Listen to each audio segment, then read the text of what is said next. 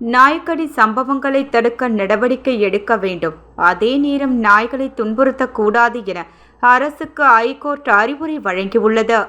சென்னை கோடம்பாக்கத்தை சேர்ந்த வழக்கறிஞர் RS தமிழ்வேந்தன் என்பவர் தாக்கல் செய்த பொதுநல மனு சென்னை மாநகரில் பொதுமக்களுக்கு அச்சுறுத்தலாகவும் மூர்க்கத்தனமாகவும் உள்ள நாய்களை அவற்றின் உரிமையாளர்கள் முகக்கவசம் அணியாமல் தெருக்களில் அழைத்து செல்கின்றனர். இதுபோல் உரிய பாதுகாப்பு நடைமுறைகளை பின்பற்றாமல் அழைத்து செல்லப்பட்ட வெளிநாட்டு வகையை சேர்ந்த ராட்வெய்லர் நாய்கள் கடித்து சிறுவர் சிறுமியர் வயதானோர் பாதிக்கப்பட்டு உள்ளனர். இதுபோன்ற ஆக்ரோஷமான நாய்களை தடை செய்ய வேண்டும் அல்லது முறைப்படுத்த உரிய நடவடிக்கை எடுக்க சென்னை மாநகராட்சிக்கு உத்தரவிட வேண்டும். இவ்வாறு அதில் கூறப்பட்டுள்ளது. இந்த மனு தலைமை நீதிபதி MM ஸ்ரீவஸ்தவா, நீதிபதி சுந்தர் மோகன் அடங்கிய அமர்வில் விசாரணைக்கு வந்தது. அப்போது மாநகராட்சி கால்நடைத்துறை தலைமை அதிகாரி கமல் ஹுசைன் ஆஜரானார். மாநகராட்சி தரப்பில் வழக்கறிஞர் அருண் பாபு, அரசு பில்டர் எட்வின் பிரபாகர் ஆகியோர் ஆஜராகி அறிக்கை தாக்கல் செய்தனர்.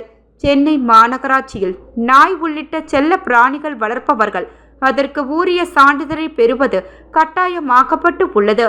மாநகரில் தற்போது 1,80,157 நாய்கள் உள்ளன. தெரு நாய்களை கட்டுப்படுத்த மாநகராட்சி நிர்வாகம் பல்வேறு நடவடிக்கைகளை எடுத்துள்ளது.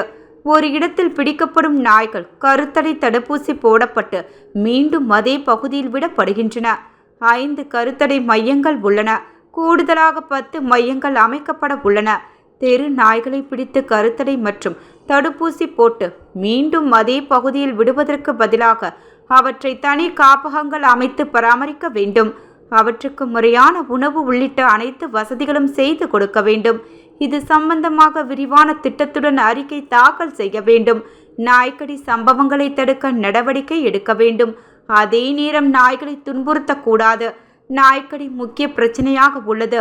நோ ஃபைட் நோ கில் என்ற நிலையை, அதாவது நாய்க்கடியும் இருக்கக்கூடாது, நாயை கொல்லவும் கூடாது என்ற நிலையை தமிழகத்தில் கொண்டு வர அரசு நடவடிக்கை எடுக்க வேண்டும்.